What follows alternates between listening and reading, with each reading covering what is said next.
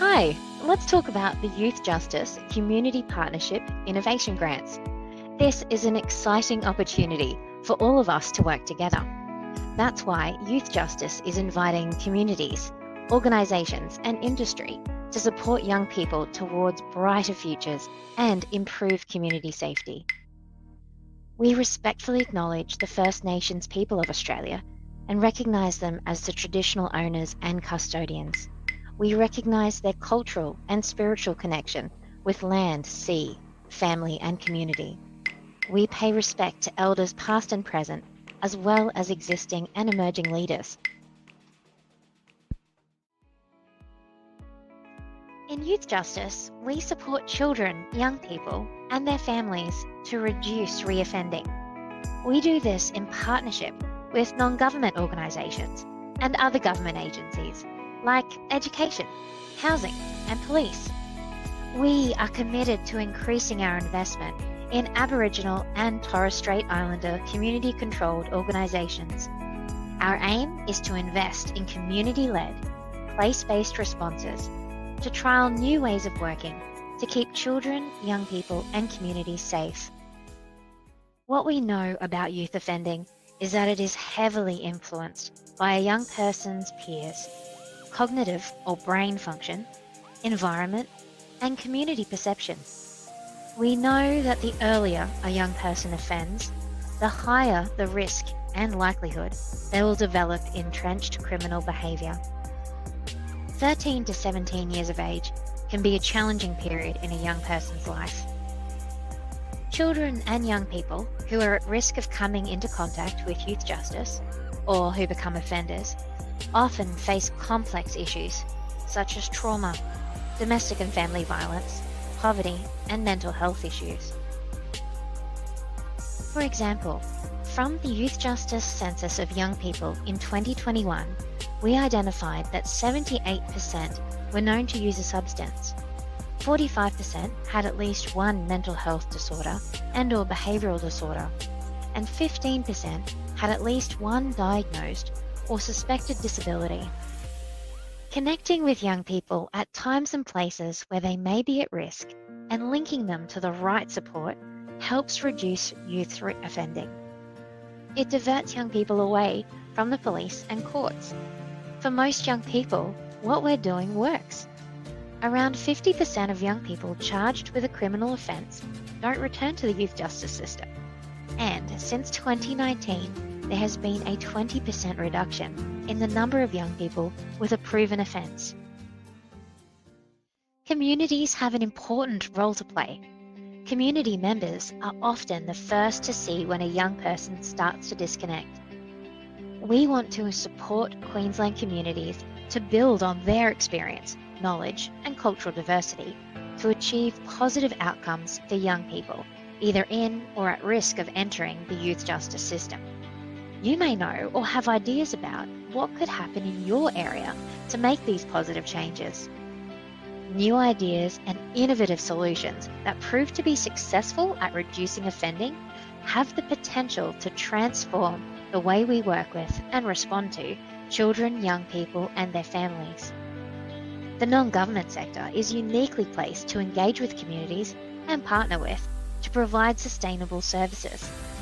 This grants process will help us understand how your community wants to act to reduce youth offending. This is round 2 of the Community Partnership Innovation Grants for 2022-23. Up to $3 million for short-term or one-off local projects is available across Queensland, with up to $300,000 per project. The Queensland Government will consider all project ideas that are innovative, new or new to your location, and designed in partnership with the local community. Supports and resources developed must be culturally safe for First Nations young people, their families and communities. Most Aboriginal and Torres Strait Islander children and young people are thriving in family and community. Unfortunately, overrepresentation in the youth justice system remains. Projects don't need to have a fully formed evidence base to be considered, but should be based on ideas that could help respond to the drivers of youth crime in your area. the project must also contribute to one or all of the youth justice pillars, such as intervening early. This is about keeping young people connected. Keeping children out of court. This is about strengthening young people's connections.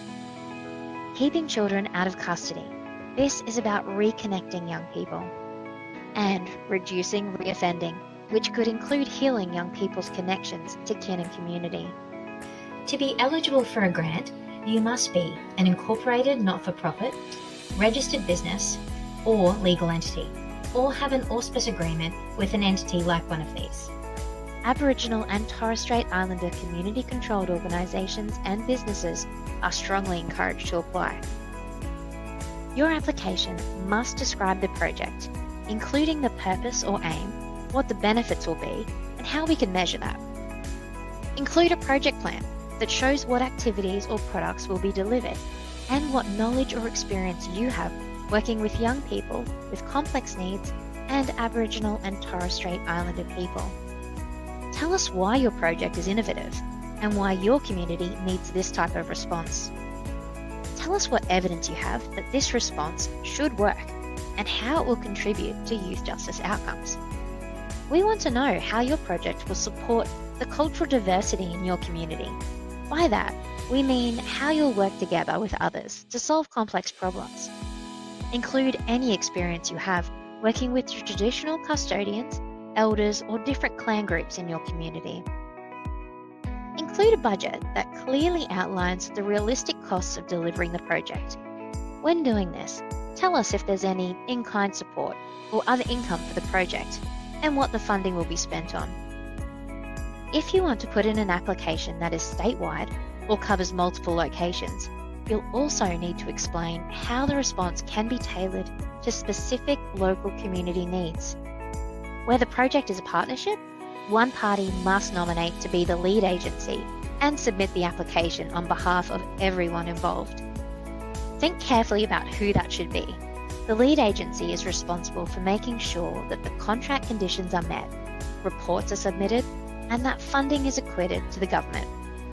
If successful, your project needs to begin from the 31st of March 2023, and you'll need to tell us when you plan for the project to end. Once you have planned your project, you will need to submit an application online via Smarty Grants. If you have issues with the Smarty Grants platform, please contact technical support on 03 9320 6888. If you have truly extenuating circumstances preventing your use of this platform, you'll need to touch base with the grants team before the 9th of January 2023. If you have inquiries about the grants in general, please contact yj_grants at cyjma.qld.gov.au before the 23rd of January 2023. Applications close at 11:59 p.m. on Monday the 30th of January 2023. Unfortunately, late applications cannot be accepted. Everything you need to know about how to apply is contained in the program information and grants guidelines. And there's a list of frequently asked questions which are updated regularly. These can be found on the Department of Children, Youth Justice and Multicultural Affairs website. Everyone has a role to play. Together, we can change the story of youth offending and build a brighter future for young people and our communities.